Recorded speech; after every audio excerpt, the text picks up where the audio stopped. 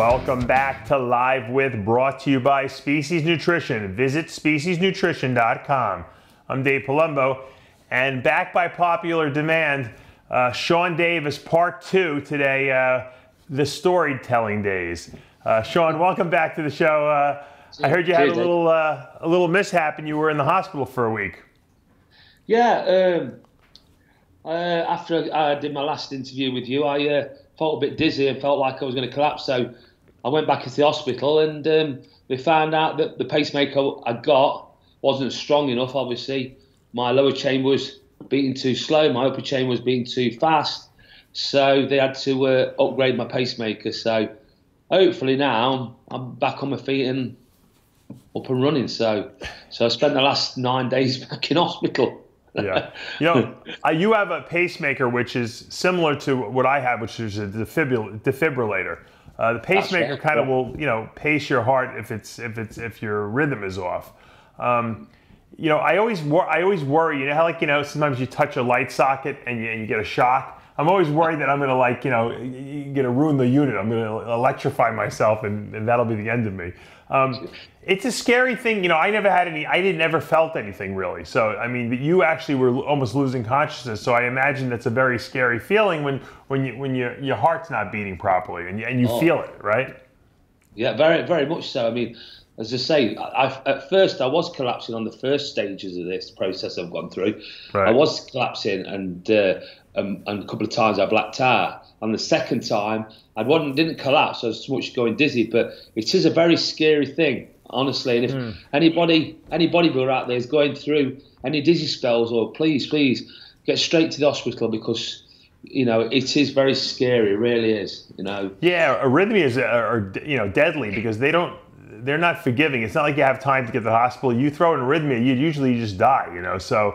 And some people just genetically have that in their genetic makeup, and they don't even know it, and then it comes out. So obviously you had some kind of a rhythm issue that was unrelated to anything else that you had going on in your body, and thank God they found out about it.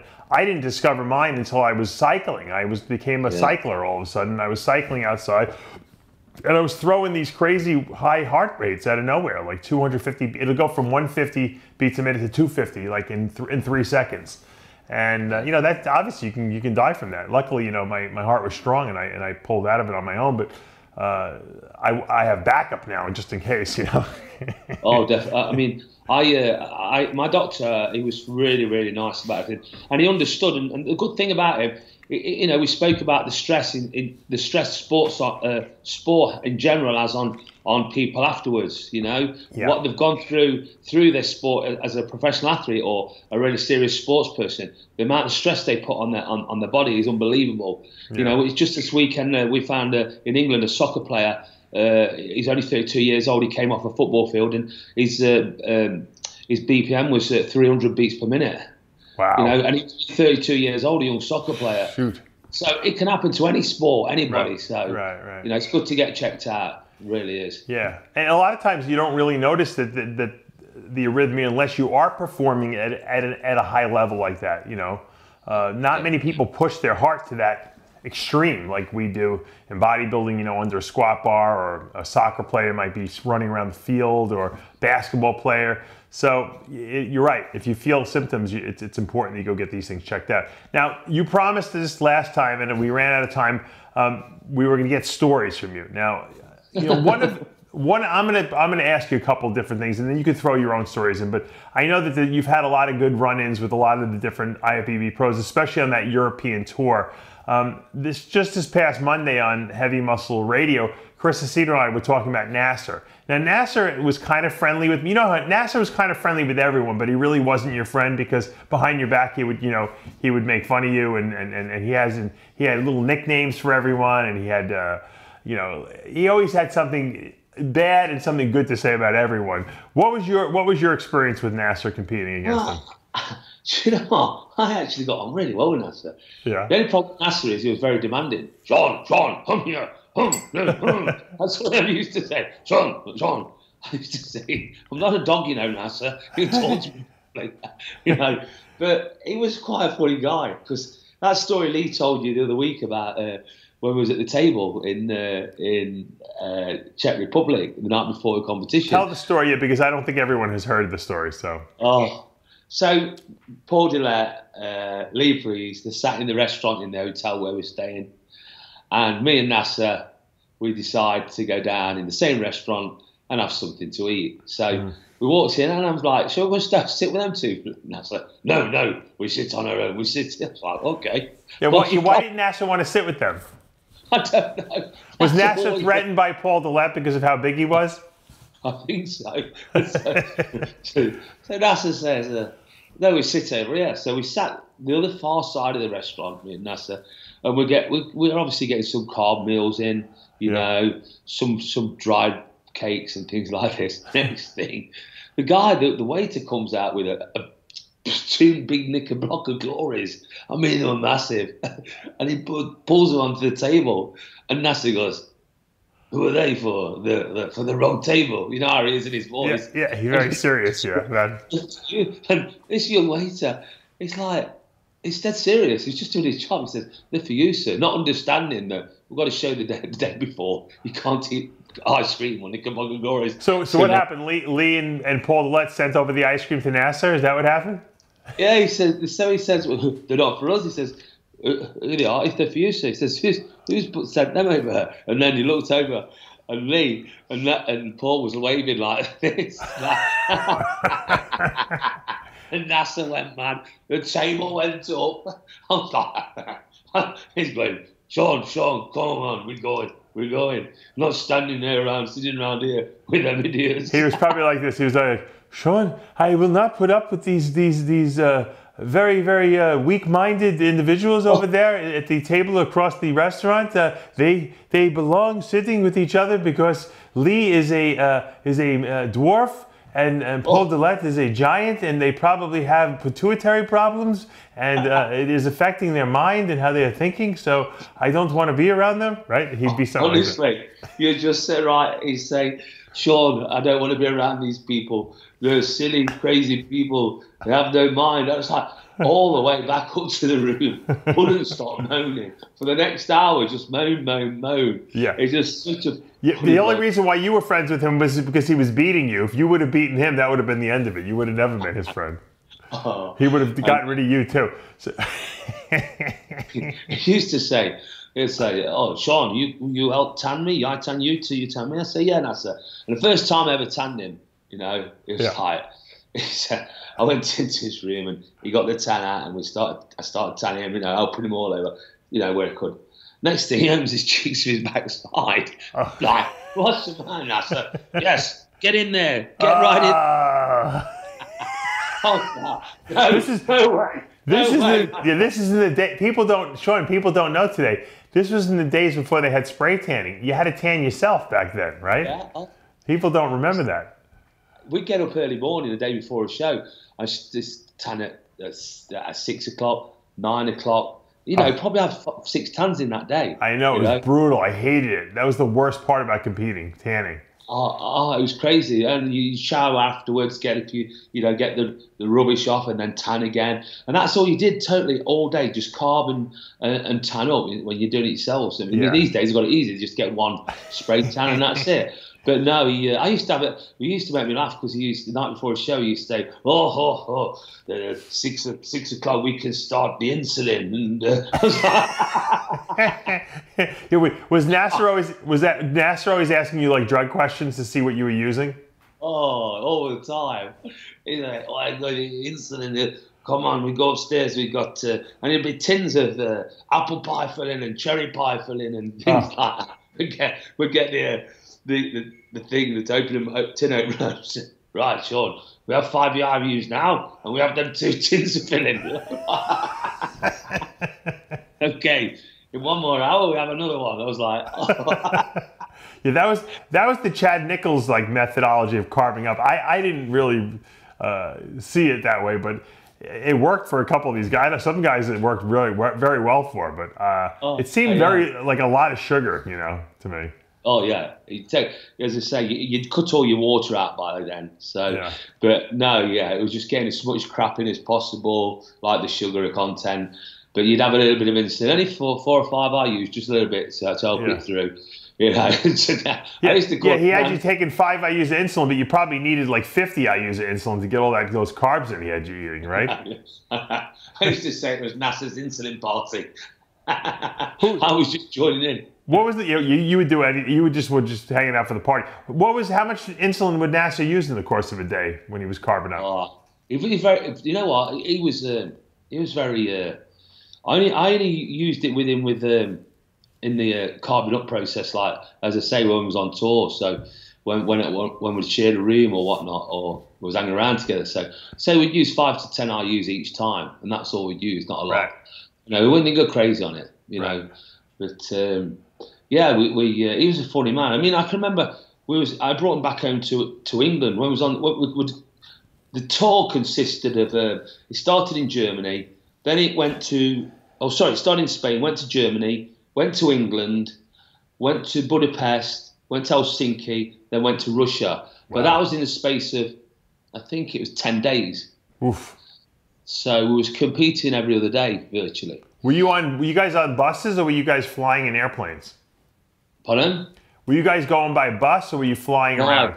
Flying from airport to airport. Wow. So when it gets to England, so I got a gym at the time, Nasser, and I said to the guys, look, if you want to come and train, any of you, just come down. We'll do a bit of training. And anyway, Nasser came down, Ronnie came down, Lee, Milos, and what's up. But Nasser and Ronnie decided to stay for a bite to eat, because you'll find it hard to get food on the road. We all was, obviously. So we had this idea, right, let's go to the local big supermarket. We'll get a freezer box. We'll go and buy some broccoli. We'll go and buy some chicken. We'll go and get some rice. And I'd only got a small stove in the gym. It's only 2 rings, right? I ain't got a big cooker. And we'll cook it. Not knowing that they wanted like pounds and pounds of rice cooking.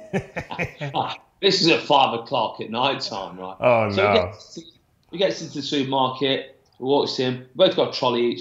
Chicken, rice, broccoli. But the thing was, Nasser went straight to the fresh chicken counter, and he got the lot. What was left, right? Oh, anyway, Ronnie pulls up. There's no fresh chicken left.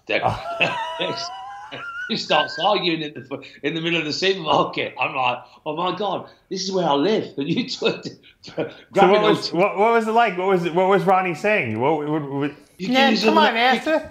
Yeah, I want some of that chicken, Nasser. Give me some of that chicken. I got it all. I got it before you. Nasser almost bought the chicken more because he didn't want Ronnie to get any of it. He bought it all purposely. It was frightening, Ronnie, honestly. And then I'd say, listen, I ain't cooking unless we're going to share this 3 ways. All right? So it was like, Nasser had to give the chicken up. Nasser was probably like, listen, Ronnie, I don't care if you're Mr. Olympia. I have all the chicken, and if you would like to you can go get the canned chicken with the sodium in it. I don't care. Little did he know, you could have sent Ronnie to McDonald's, he probably would have looked better than everyone else anyway, right, at that point. Oh, so anyway, I takes it all back to the gym. And then I didn't realise I've got all this cooking to do while they sat watching telly. And I'm like, cooking, 6 hours I was cooking all of this. And put it into little silver Chinese trays, with sometimes your Chinese meals come in. Yeah. So I was putting meals into them, making meals up for the rest, for 3 or 4 So you cooked for everyone, basically, yeah. Yeah. So, and then we put it in a freezer box, and we took it on tour with us. So Ronnie always say to me, you know what, Shaun, because that was when he started winning after that. He'd gone from, and we went to Helsinki. Lorraine's won in Helsinki, and then after that, or it was Budapest, then Helsinki, Ronnie won, and then he went to Russia and he won there. And I said to Ronnie, listen, you will win the next Mr. Olympia. You'll win the next Mr. Olympia. And he was like, always in denial, Ronnie. He never thought he was good enough. Right. And I said, he said, I won't. And he went on and won it that year. And he never forgets when he sees me now. He never forgets what that little bit I did for him. Because I always found Ronnie was like, if you did something for him, he'd never forget. Right. And he's such a nice guy, Ronnie. He's really, really nice, down to earth. That was probably the last time that Nasser ever talked to you. He probably was like, Shaun, he poisoned my chicken and he gave Ronnie the good chicken and he gave me the spoiled chicken. Is that was why Ronnie had beat me in Russia? Or I should have won? That should have been the 97 Mr. Olympia and he is giving Ronnie the good chicken. And of course, Ronnie will beat me in Russia because of this. Shaun, I will not talk to you anymore. You are a dinosaur and I should have known it that you have a small brain in that small cranial capacity. That was the end of your friendship with Nasser after that. Oh, no, because he knew he couldn't get gear over here. And he'd always wanted to ring, Shaun, yes. Oh, he needed a place to stay over there in England. I got you. He wants some stuff. Do you know anybody? I need. Oh, in other words, if he was in England, he would come there to get you the drugs from you. That's what he needed. He always used you for something.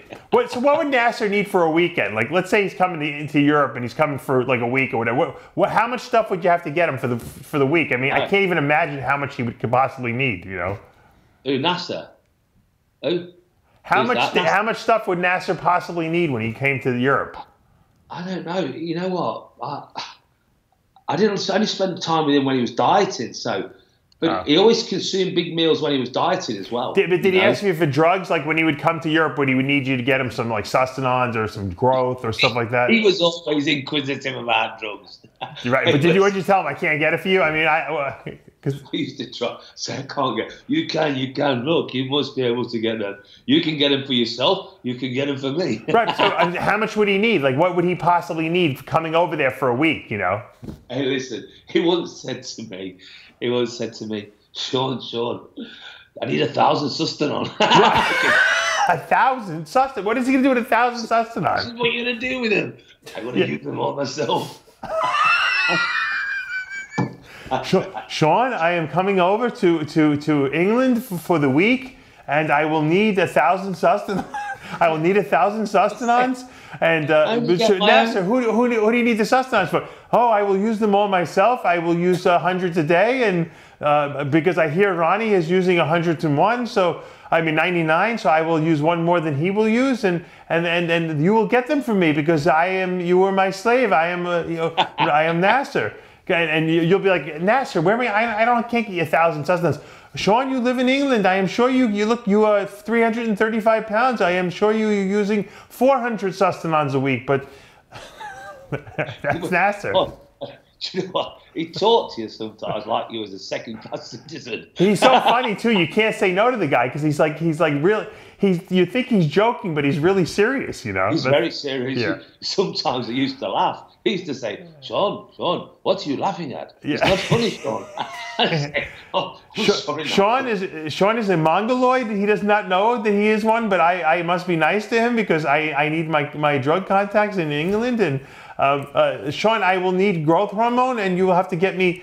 You will have to get me 120 IUs. I will be there for 2 days, and I have to make sure that I can take my doses of it. He said to me one day, Shaun, I said, what, this synthol? I said, yeah, it's good for your shoulders, isn't it? I said, well, I don't recommend it. It's not very good. Yes, I see what it does for you. Yes.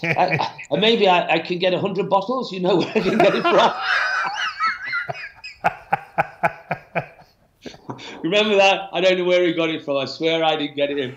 But remember that year he went into Olympia and his shoulders were out here? Oh, yeah, he had all that scar tissue on his rear delt. That was the end of the beginning the beginning of the end for him, I should say. You know what? He was a very clever person, you know. Yeah. He was a very clever person. It's just the way he spoke to people. Oh, I know. Well, he was very arrogant. But I laughed at him. I took it as a joke. But he was really, he was speaking condescendingly to a lot of people. That's why people didn't like him that much. But I know he didn't. You know what? We was in Helsinki, and the part of the contract of us being on tour was to sit in the foyer, because in the Helsinki, the show, it was like Mr. Finland, right? And then we on at night time. And we were part of the nighttime show, and then there was the pro section and the Grand Prix. So in the afternoon, they had all the pre-judging. So we, part of the contract was we all had to sit in the foyer signing pictures. And that's his night there. And he's going, Shaun, I'm going to sell my pictures $10. Okay. And then he's doing really well. Yeah. You know? Nasser was very popular. He sold a lot of pictures. I've seen him sell tons of them. You know? And he's going, and I'm sending into pictures as well, and he's going, Shaun, you're going to have to stop. You're going to have to help me count my money. I'm like, Nasser, what is something? God forbid you sold a couple pictures and made some money for yourself. You had to count Nasser's fucking money for him, right? Yeah, he says, I got too much. I'm making too much. I think he made about $1,000 that afternoon. Oh, really?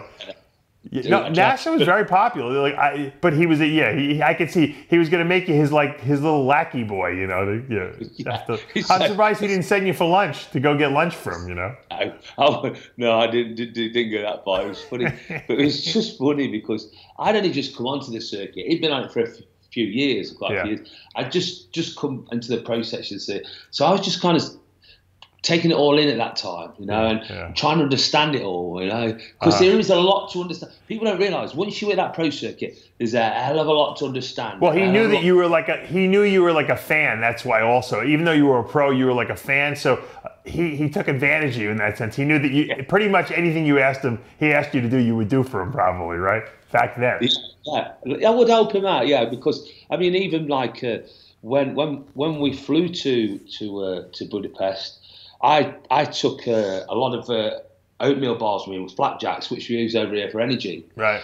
And that's when I took the diuretics with me for what Lee took the diuretics when he lay on the floor. Oh yeah, he told me. Yeah, you gave him too many diuretics. Yeah. Yeah, he said, and I said, and so I get to the we'd all got a room each, and I get to Budapest. So let's just stop the story for a second. Lee Priest feels that he's holding water, right? And so he asked you for a diuretic. Is that what happened? Yeah. Well, obviously, because you know it's like if you're doing these shows one after another, you know yourself. You come off stage, you want to eat something and drink something, right? And you go a bit over the top. And Lee's a big eater anyway, so you know. And Lee likes his rubbish, you know. Yeah. I remember being with Lee many times in America, and on a Sunday we'd have a drive around, and all we'd do, we'd go from McDonald's to KFC to Burger King. I'd say, what we're doing today? He says, we're just going to every fast food place in Venice, California. You know?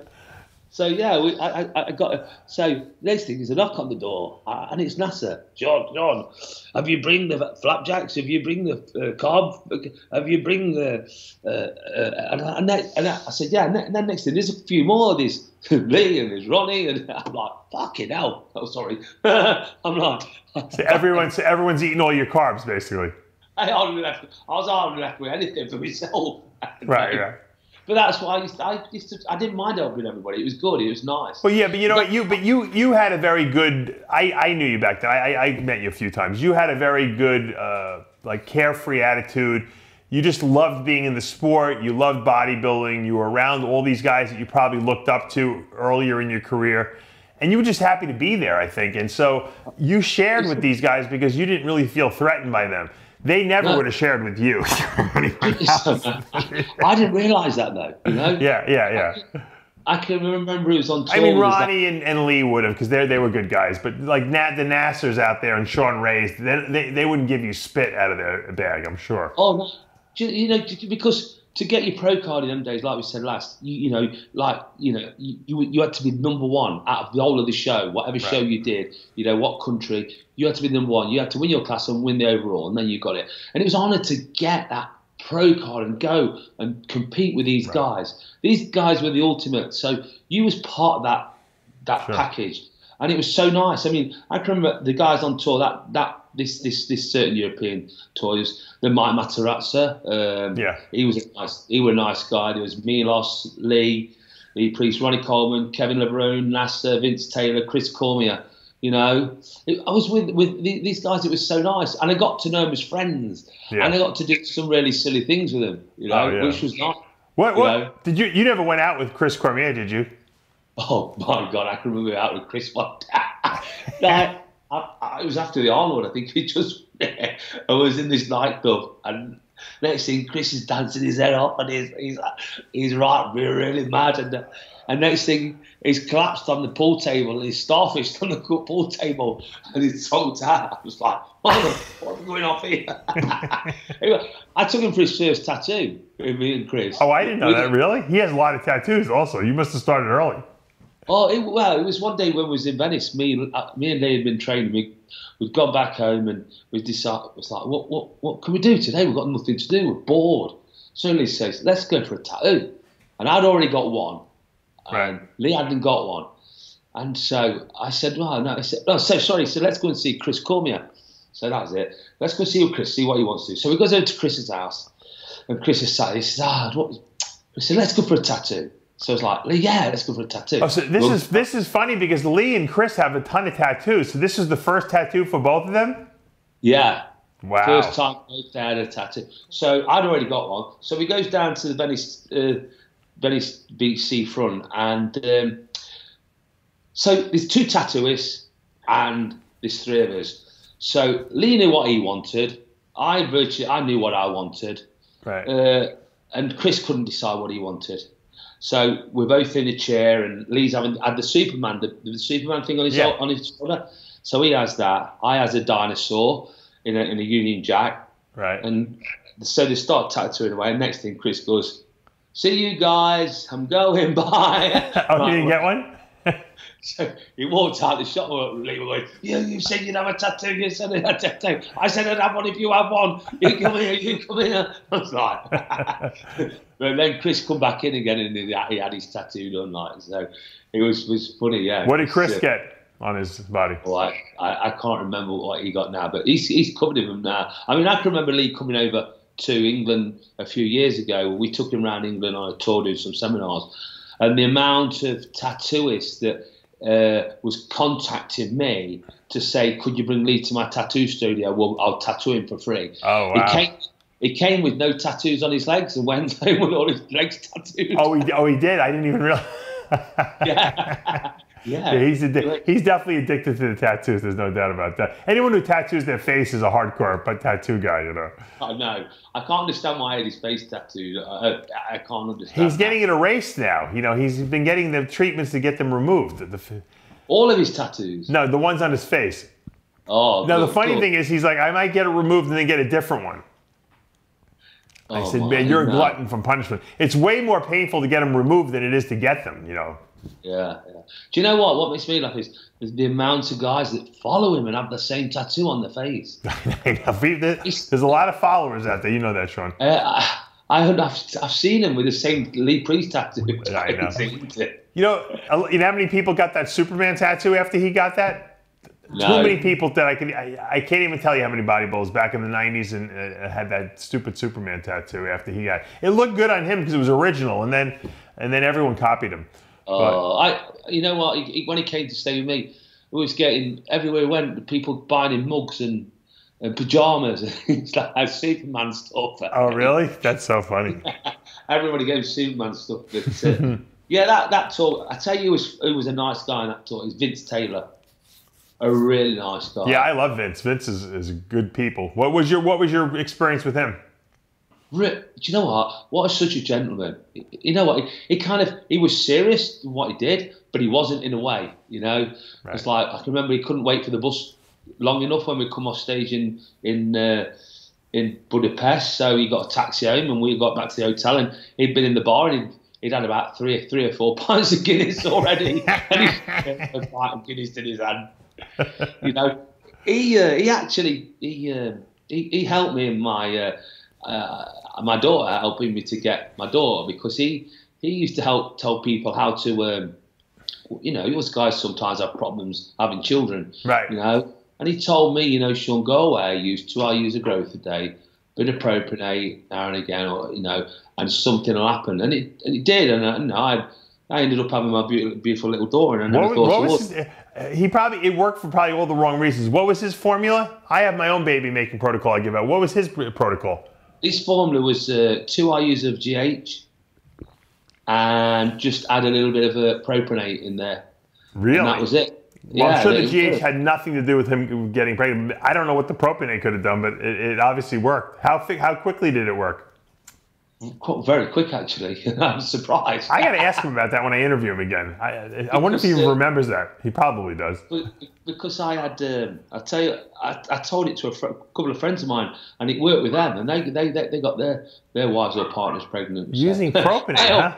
Pardon? Using propionate, huh? That's interesting. Yeah, only a small amount. It's like one mil a week. That was all. And the thing is, it's worked with a few other people that I told before as well. You know, interesting. So maybe they're going to be a baby boom after this. Yeah, who knows? Yeah, maybe become a fertility specialist, Shaun. What was, you're from England. Obviously, you were competing during the heyday of Dorian Yates. Did you guys have any kind of a relationship being from the UK, both of you? Dorian, I like Dorian. He's a nice guy. Do you know what? We used to go through the late 80s, through the 90s, and Dorian obviously went on to win the Olympic and went off like crazy. But in the early days, they used to talk about him, talk about me, talk about him, talk about me. As we were in two different federations, you see. Yeah. At the time, he was with the FBB, I was with NABA. I was winning everything with NABA, he was winning everything with the FBB, and then he went on to get his pro card in the early years. But then I didn't come over to the FBB until the middle of the 90s. So then I got my pro card, and then I came into the pro section. But you know what? I find Dorian a really nice guy. I mean, I can remember when he was retired, and I got him a guest spot in Portugal. And anyway, we did this guest spot, both of us, and we went to a restaurant afterwards, and we sat there, and he started drinking wine, and he'd not had a drink for about 20 years, Dorian. It was funny because I was like, because I always had a drink. I like to drink. I put my hands up. I'd have Englishman. I'd have a beer every weekend. Training. I train 5 times a week. Then at weekends, I'd go and have a few beers with my friends and whatnot. Anyway, sure. Dorian never had alcohol for 20 years. Yeah. So we go to the restaurant, and he's drinking wine with me, and he's drinking more wine, and he's getting drunk. And then I looked around, and his wife was crying. I was like, what have I done here? And I said, what's the matter, Debs? What's the matter?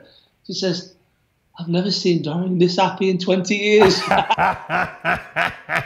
I had to carry him back to the hotel. He was so drunk. Well, you know what?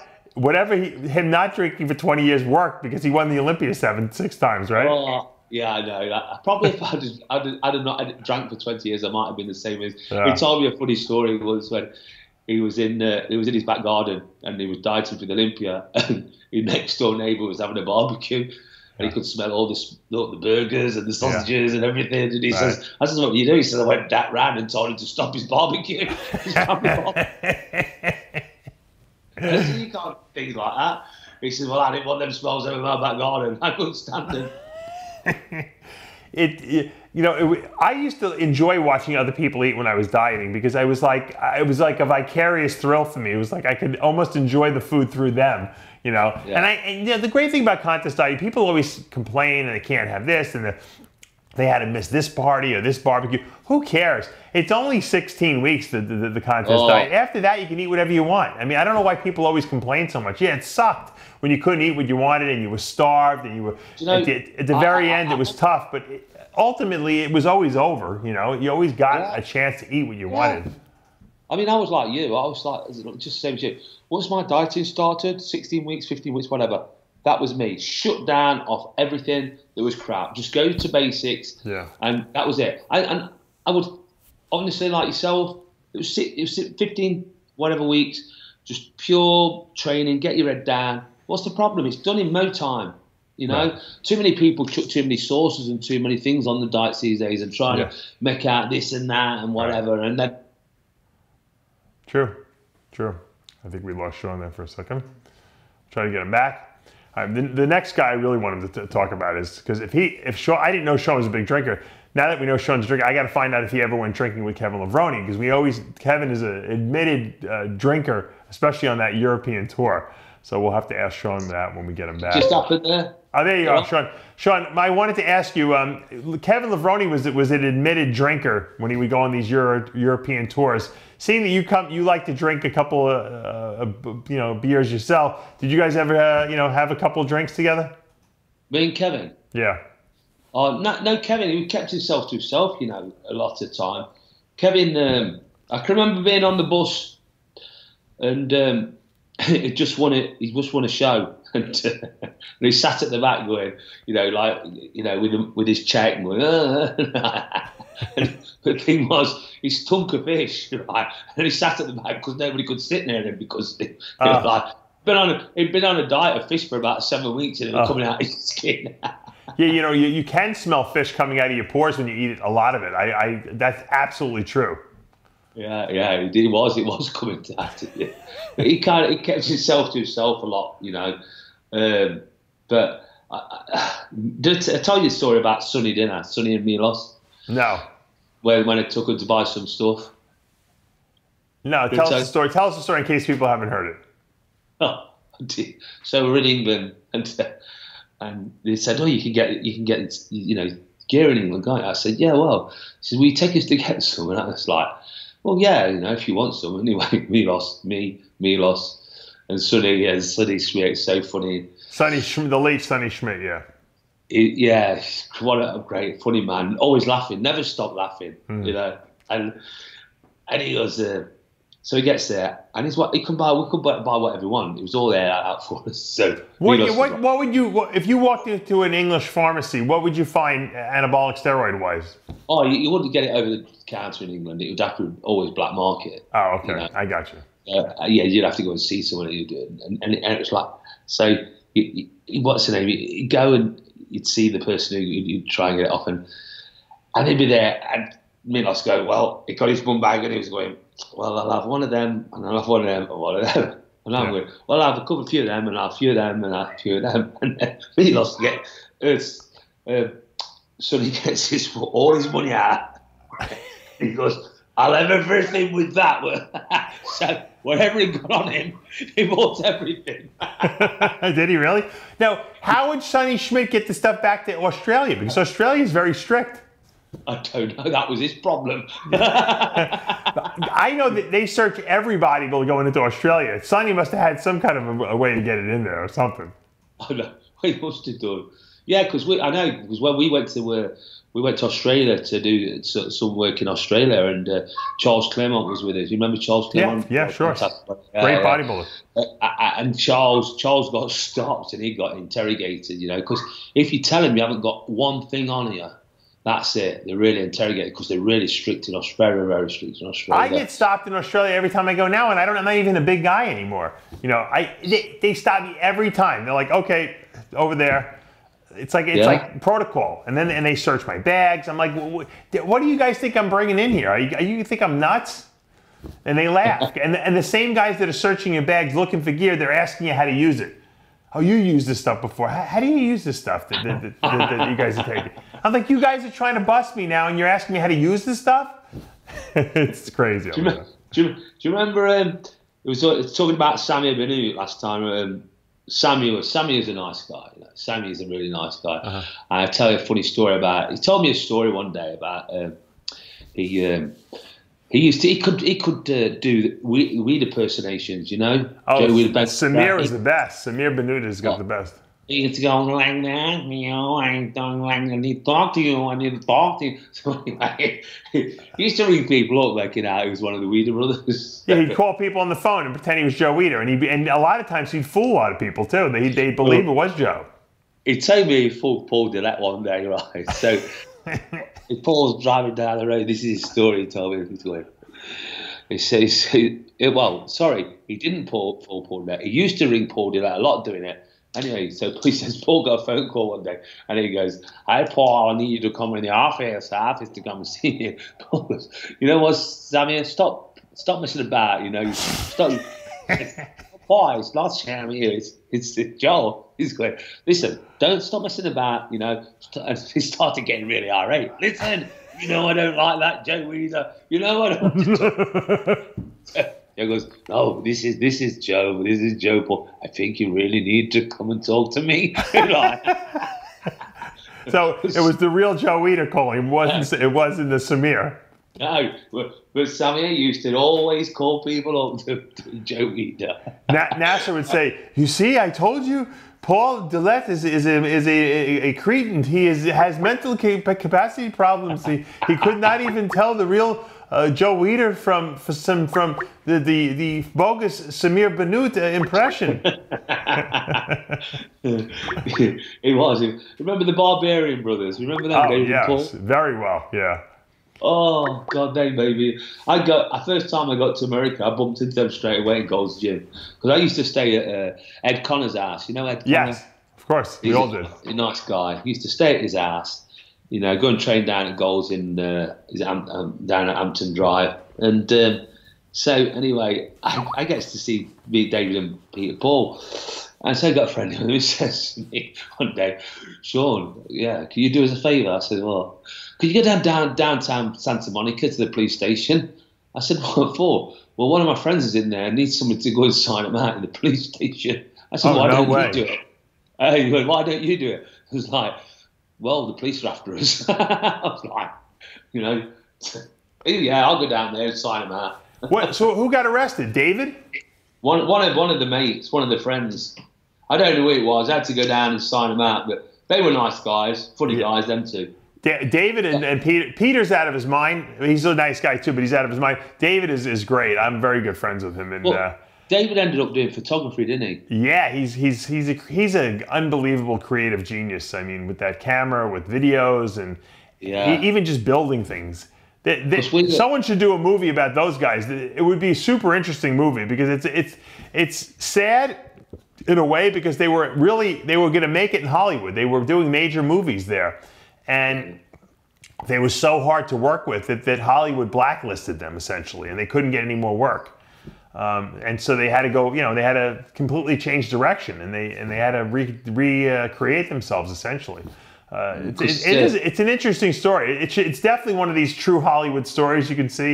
You know, at some point someone's got to do the true Hollywood story of the Barbarian Brothers. Oh, we could, yeah, because they were nice guys. No, it's a great. They're super entertaining. It would be great to get them on TV and hear their whole story. I mean, if it was put together properly, it would be fat. People would love it because they're really entertaining, the two of them. Me and Lee did a photo shoot with David when he got into his photography. Yeah. He shot Lee a lot, actually. Yeah, down at World's Gym, yeah. And but he had these ideas, and we had to spray paint ProLab down our faces. And oh yeah, I remember that photo shoot he did for you. Did he sell those pictures to ProLab? I think. Yeah, I think he did, and we didn't know wear no ProLab clothing. We wear vest and shorts, right? Very small shorts and vest. And we had to have all these ProLab tattoos like spray painted on us all over our faces. Did David actually spray paint it on you? Yeah, spray painted. It was his vision. It was a new thing. He's like, oh my God. Some of his David Paul's photo shoots were great. He actually they were closing some store. I forget the name of the store, and they had these big letters that represented the store, and one of the letters was an O. So I think he bought all the letters, but he figured I want the O for the Olympia, and he rented a crane. Can you imagine what a crane must have cost? And the crane, because the letters were so heavy, and the crane lifted the letters up, and he had Jay Cutler stand under the letters and hold his hands over it for Olympia. Like he was actually lifting up this big O. And then he somehow photoshopped out the crane, pieces that were coming out of it. I mean, the craziest idea that no one would ever actually try to do, but he actually did it. And he sold the pictures for a lot of money, I remember he told me. And he had Flex Wheeler in the desert. In the middle of the desert, they drove 4 hours into the middle of the desert with a piano. He had to rent a truck to drive this grand piano out into the middle of the desert where he shot Flex Wheeler sitting on this grand piano playing it in the middle of the desert. I mean, just who could possibly think of doing stuff like that? You know? I know. I was in the gym one day when Shaun Ray and Flex started arguing over. Remember when they accused Flex of having calf implants? Oh yeah, Shaun's still accusing him to this day. He sent me pictures the other day. I'm like, because I was hanging around with Shaun, knocking about with him because I'd gone to Venice to do a bit of training and stuff. So Shaun, we'd spend a few days together.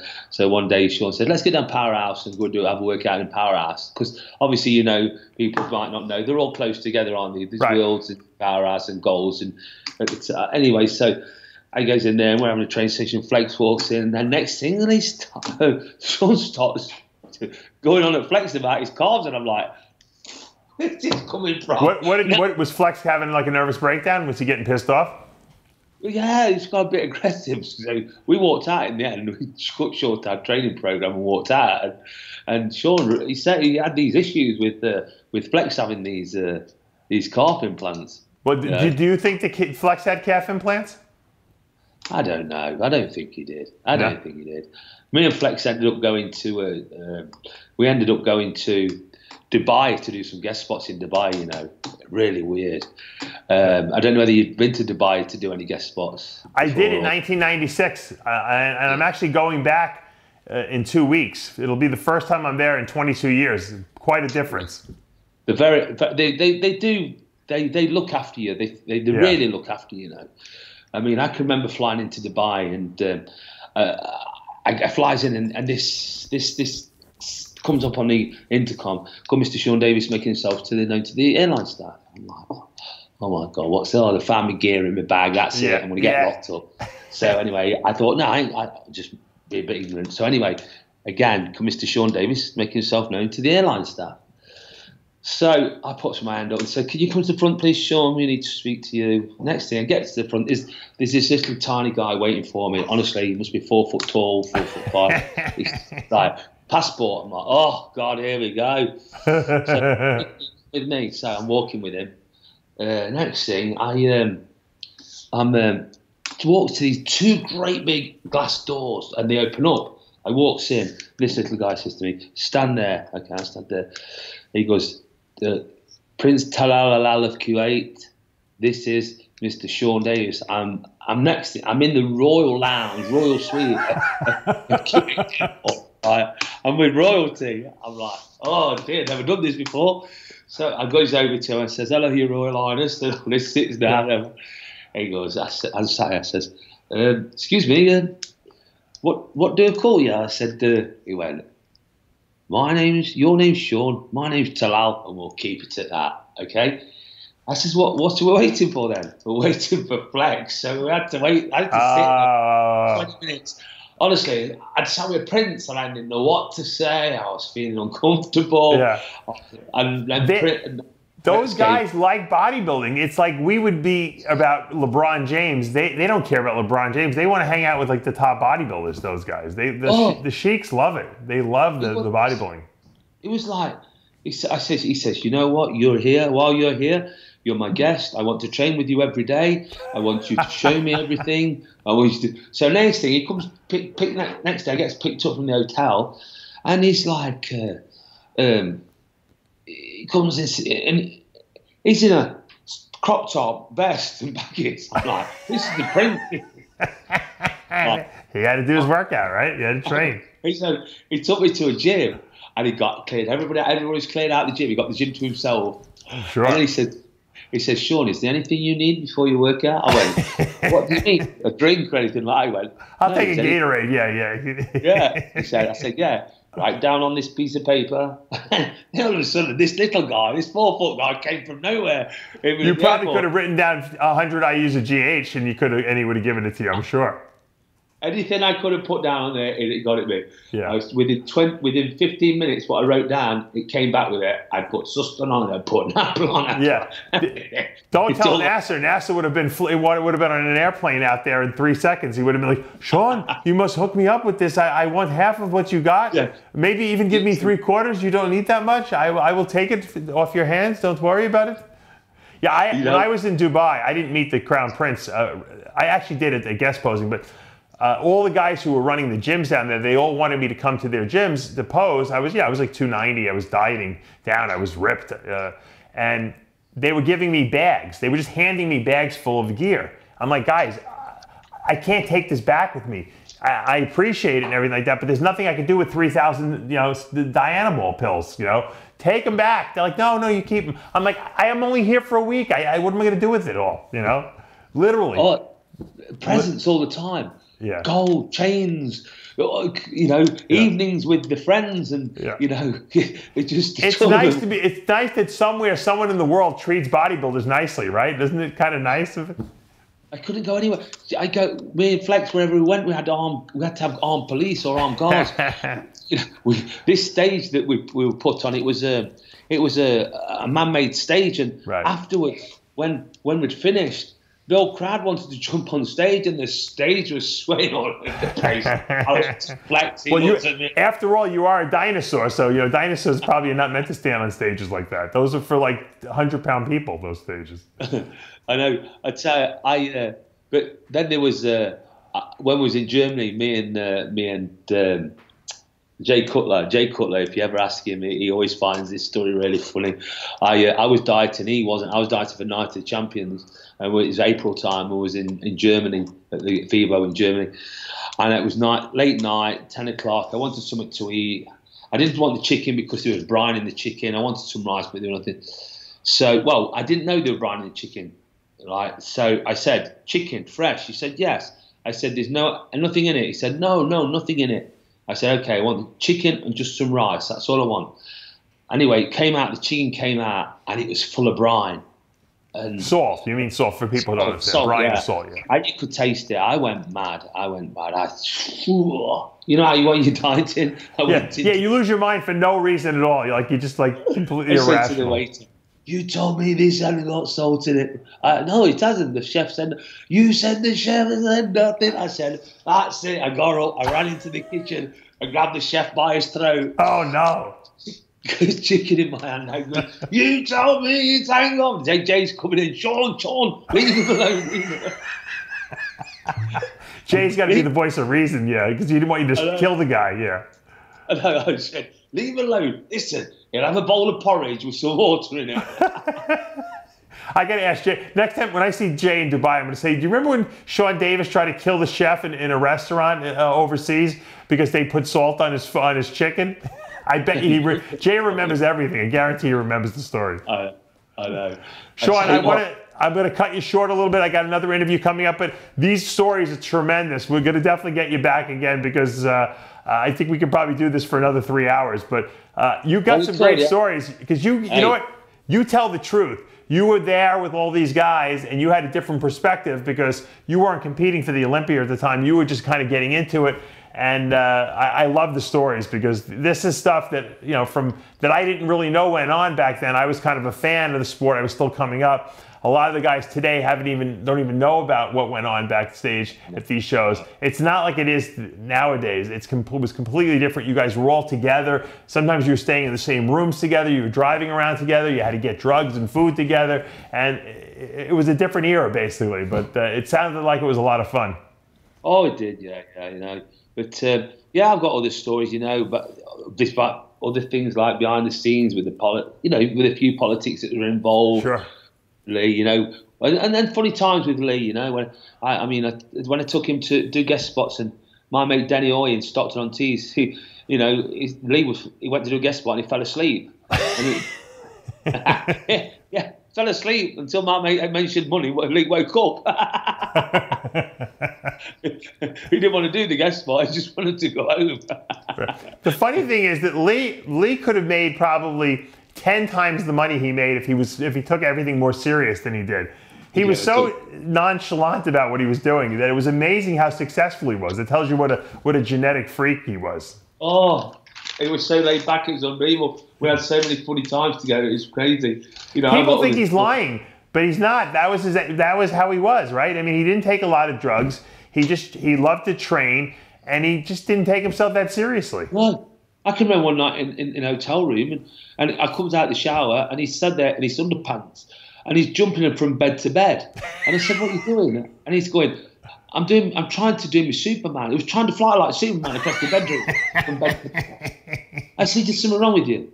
And he goes, No, I'm going to perfect it. And then we was in this hotel. It was on the ground floor on the corner. It had a bay window. I goes outside to go get a coffee from somewhere. I looks in the window. And honestly, it's a ground floor. It's 7 o'clock at night. There's people walking around. And he stood in this bay window with a pair of trunks on, right, like a prostitute in a window, selling. Who was doing that? Lee? Lee. He's going like that, flick, going like, come on in. a prostitute in Amsterdam. You're like the red light district there, right? Where Yeah. Hey, quick one, and after this I'm going.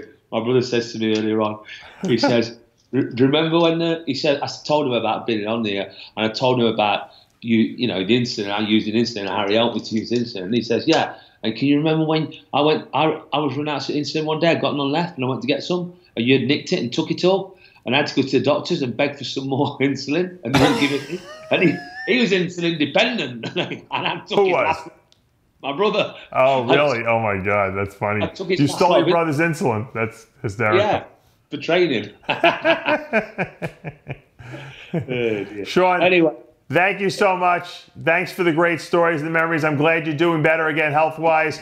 Keep us updated, of course, and we'll get you back because you got some great stories, and maybe we'll get you back for an iron debate. You got some strong opinions on the sport, and we'd love to hear more from you.